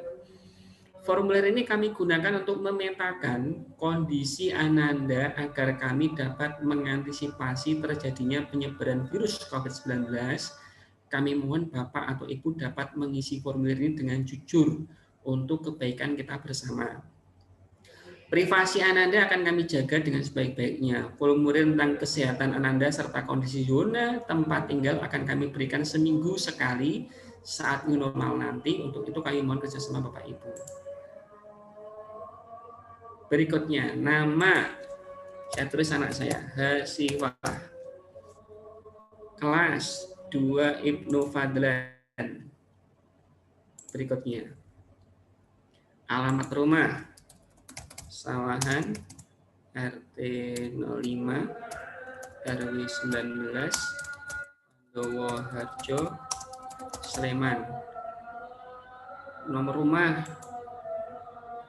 perumahan atau nomor rumah tidak ada. Ini diharap tidak perlu diberi bintang ya Pak Agus ya. Karena kalau yang nggak ada nomor rumahnya nggak perlu mengisi. Atau kita cukup tidak ada gitu ya. RT RW 19, desa atau kelurahan Pandowo Harjo, Kecamatan Sleman. Berikutnya, isilah dengan jujur kondisi kesehatan ODP, PDP, terkonfirmasi COVID-19 dan atau sehat. Dan ini kita berikan juga untuk Bapak Ibu guru.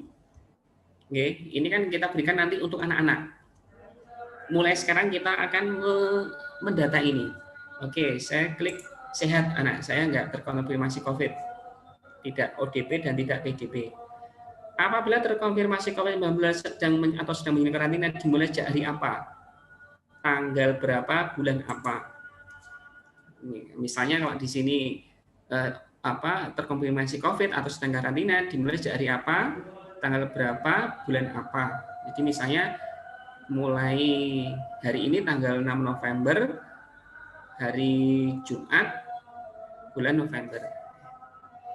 Peserta didik siap atau belum siap atau tidak siap jika sekolah menerapkan kurikulum yang disederhanakan di masa pandemi ini, kurikulum yang sudah berlangsung selama ini. Siap.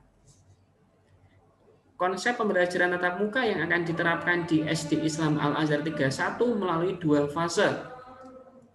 Fase transisi dan fase new normal.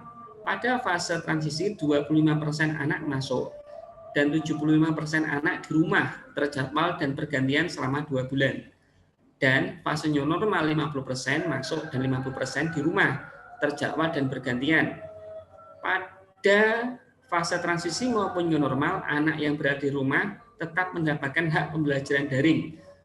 Guru menjelaskan kepada siswa yang masuk di kelas sekaligus menghadap kamera virtual meeting untuk Ananda yang berada di rumah. Fase transisi akan dimulai setelah mendapatkan izin dari gubernur atau Dinas Pendidikan Sleman. Tentu saja akan menerapkan protokol kesehatan secara ketat. Apakah Bapak atau Ibu setuju dengan konsep ini? Setuju. Alur pembelajaran tatap muka yang akan kami terapkan adalah ini alur penyambutan. 1. Ananda diantar oleh orang tua atau sopir. 2. Guru mengecek suhu badan Ananda di dalam mobil. 3. Apabila normal Ananda dipersilakan turun dari mobil. Apabila suhu badan tidak normal, Ananda dipersilakan pulang. 4. Apabila Ananda bersuhu normal, dipersilakan turun dari mobil mencuci tangan dengan sabun. 5. Guru mempersilakan masuk tanpa menyentuh apapun. Apa kalau ini sudah sesuai? Sudah. Apabila belum sesuai, berikan masukan Bapak Ibu. Alur kepulangan. 1. Guru membagikan kertas yang sudah di-laminating yang ada nama Ananda beserta kelasnya disertai cap agar tidak disalahgunakan.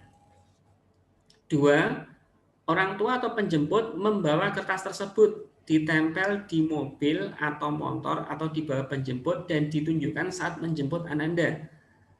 3. Dari kejauhan, guru atau petugas membaca kertas yang dibawa penjemput dan memanggil Ananda dengan mic yang terhubung ke kelas-kelas. 4. Ananda yang dipanggil dipersilakan turun dan masuk ke mobil atau motor penjemput. Apakah Bapak Ibu setuju dengan alur ini? Setuju.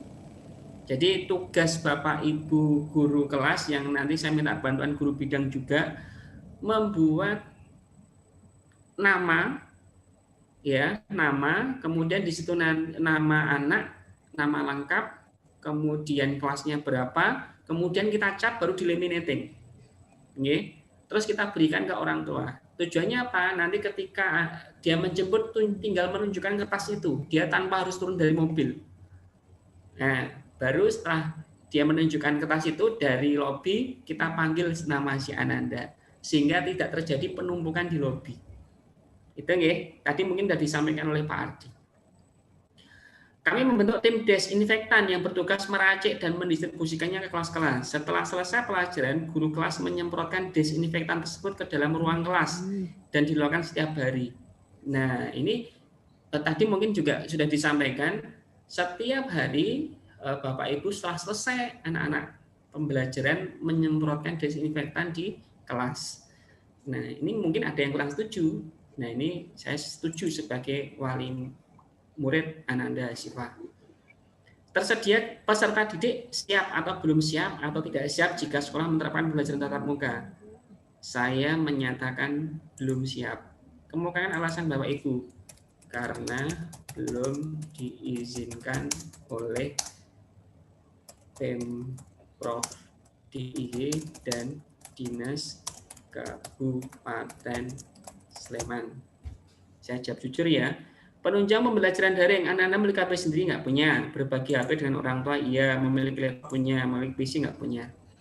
Jaringan internet yang digunakan selama pembelajaran daring, provider, kuota Kemendikbud. Data warga sekolah dengan kondisi media penyerta, hipertensi, diabetes mellitus, penyakit jantung, penyakit paru, penyakit ginjal, gangguan imun, anaknya autoimun. Insya Allah semoga segera sembuh. Status zona tempat tinggal, zona saya zona hijau. Jarak antara rumah dengan sekolah kurang lebih 10 kilo. Alat transportasi yang digunakan kendaraan pribadi. Apa kendala yang Bapak atau Ibu hadapi selama pembelajaran daring ini? Masukan dan saran Bapak Ibu sangat kami harapkan. Alhamdulillah sudah memuaskan guru kelasnya, yaitu Bu Endah dan Bu Erna, sangat ditambah guru tahfidnya juga sayang-sayang. Oke, ini pernyataan jujur dari saya. Oke.